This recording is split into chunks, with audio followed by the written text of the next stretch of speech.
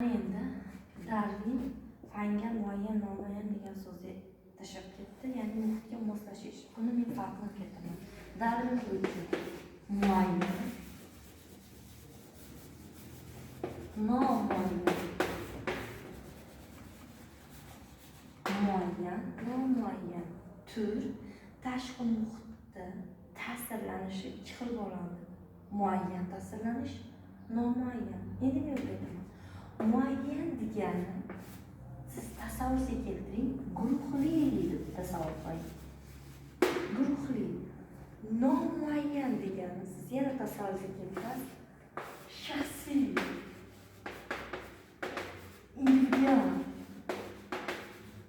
deb tasavvurga keltirasiz. Endi qarab turing. Muayyan bilan nomuayyanning nima farqi bor?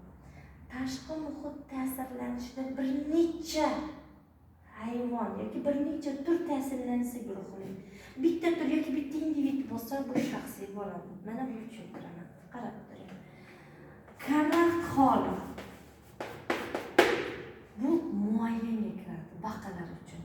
Bitta baqa uyquga ketib, qolgan baqa ko'z ochiq turmaydi-yu. Demak, karaxtlikni bitta amfibiyalar qo'llaydi yoki bitta suvda hamda quruqlikdagilar hammasi qo'llaydimi? Demak, bu guruhli. Ya'ni Darvin tilida muayyan. Haroratni sovishi, sovuqqonliklarni hammasiga ta'sir qiladimi? Demak, bu guruhli. Hech vaqt bitta baliq uyquga ketib, sovuqqonli bo'lib, daqiqa qarab turib hasharot uchib yurmaydi. Demak, temperatura tushdimi, hamma sovuqqonliklarda modda almashuv o'sib ketadi. Bu guruhli bo'ladi. Endi individual qarang yoki nomuayyan qarang. Hali aytdim. Sun'iy tanlanishda ongli turi bor dedim. O'sha ongli nomuayyanga kiradi. Zot olish, nav olish, bular shaxsiyat individual deyiladi. Tasavvur qiling. 9-sinfimizda misol uchun Lola degan nav oldik. Bu shaftolining turi. Yoki Vatan degan nav oldik. Bu shaftolining turi. O'sha Vatan degan navimizni bitta shaftolida oldik. Hech vaqt bu vatanda olmada, bexida yoki bo'lmasam gillozda, o'rikda, yong'oqda degan navlar yo'q. Vatan hammaning ko'z o'ngiga shaftoli keladi. Yoki bo'lmasam qozi dastor degan nav bor. Qozi dastor. Bu olmaning navi. Qozi dastor esa hech vaqt olma bor, nok bor, bexi bor, gilos bor, o'rik bor deyilmaydi. Qozi dastor esa hammaning o'ngiga iha olma deyiladi. Demak, qarang. Zot haqida gap ketyaptimi? Nomuayyan tanlanish. Nav haqida gap ketyaptimi? Nomuayyan tanlanish. Bunda qora bayirni olinishi turni qaysi xilga kiradi? Muayyan tanlanishigami, nomuayyanga bo'lsa, qora bayir nima u? Zotmi? Zotda nimaga berdim? Demak, bu nomuayyan deysiz. Endi yana topadi. Migratsiyalanish qushlarga xos bo'lsa, muayyanmi, nomuayyanmi deydi. Demak, migratsiya qush uchib ketyapti. Hech vaqt bitta laylak uchib ketib qolgan laylak qolmasa kerak yoki bitta qaldirg'och uchib ketib qolgan qaldirg'och qolmasa kerak. Demak, bitta muayyanda bir necha individ mingtagacha yetishi mumkinmi? Demak, guruhli deysiz. Yoki bo'lmasa haligi holat. Temperaturani sovish natijasida hayvonning karaxt holatga o'tishi. Muayyan, nomuayyan bo'lsa hozir o'rgatdim, demak bu muayyan holatda bo'ladi. Qora bayir ketdi. Atirgulni nervini olinishi yoki 40 og'ayni desa atirgulni nervi keladi. Bosib oldi desa oshqozonni, qovunlarni nervi keladi. Handalakni olinishi muayyanmi, nomuayyanmi deydi. Handalak nima? Nervmi? Nervni nimaga olib qo'ydim? Nomuayyan. Demak, guruhli bilan shaxsiyni farqlab oling. Zot nav kelsa shaxsiy nomuayyan. Biotik omillarga ta'sir, abiotik omillarga ta'sirlanish, turlarni bir-biriga o'zaro ta'sirlanishlar desa bu guruhli bo'ladi. Demak, bu Darvindagi muayyan, nomuayyan tanlanish. Har bitta ikkalasida ham turlarni o'zaro munosabati bo'ladi va bundan kelib chiqadi, turlar 3 xil munosabatda bo'ladi. Tur misol uchun, birinchisi tur ichidagi munosabat, ikkinchisi turlar aro munosabat, uchinchisi abiotik munosabat.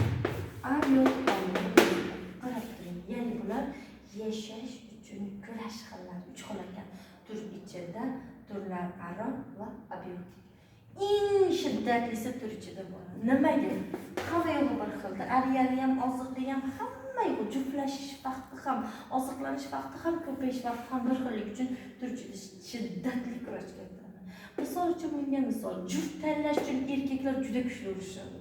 Misol uchun eng shiddatli kurashlar etabiga ochiq maydonda urushib beradigan to'qsimonlardan qurlar, kamqurlar misol bo'ladi. Rosa shiddatli urushadi va hayvonot dunyosida erkak g'olib bo'lsa, demak u juftning ikkinchi bir nima juftiga aylanadi. Undan keyingi turlar aro unchalik shiddatli ketmaydi, chunki turlar aroda oziq xili ham ko'p bo'ladi, areal joyi ham ko'p bo'ladi. Uchinchisi abiotikka munosabat. Bu nima degani? Shu jishon akaroq qarab turing. Yomg'irning yog'ishi kim uchundir qulay, plus. Kim uchundir noqulay, minus. Ketdi. Plus bormi opoy? Albatta bor. Otolarlar uchun qulay. Chunki qancha yomg'ir yog'sa shuncha yaxshi. Yoki cho'l hayvonlari ham uchun qulay, chunki suv keladi. Kim uchun minus? Daraxtlar uchun minus. Chunki guli bor, mevasi bor, chirib qolishi mumkin. Yoki bo'lmasam suv, misol uchun qurg'oqchilikka chidab beradigan hayvonlar bor. Yoki bo'lmasam o'zimizni mo'tadil mintaqada uchraydigan hayvonlar bor. O'shalar uchun ham minus bo'lishi mumkin. Ko'p yomg'irning yog'ishi tuproqdagi hayvonlar uchun ham minus bo'ladi. Demak, abiotik munosabat ham ikki xil bo'lar ekan. Plus reaksiyada o'suvchilar, minus reaksiyada tushuvchilar.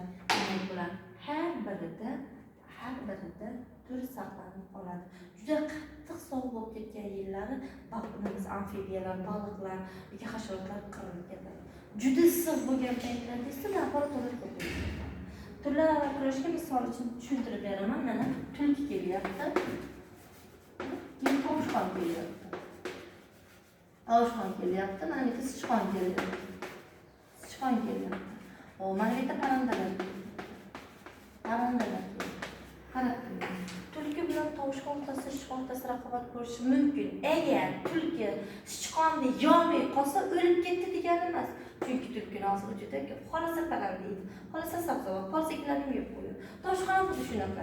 Agar tulki sichqonni urib ketib, tovushqon sichqon yemadi desa o'lib ketadi degani emas. Chunki tovushqon boshqa narsalar, urug' yesa bo'ladi yoki bo'lmasa tugunaklarni yeb ketadi, mevalarni yeb ketadi. Demak, turlar aro kurashda oziqa ham bir necha xil bo'lishi mumkin. Joy ham bir nechta bo'lishi mumkin. Bunday shiddatli kurash ketmaydi. Eng shiddatlisi hozir aytdim, tur ichida kurash bo'ladi. Bular areal uchun ham kurasha oladi, juft tanlash uchun ham kurasha oladi, ko'payishda joy tanlash uchun ham kurasha oladi. Bular yashash uchun kurashning 3 xil turlari edi.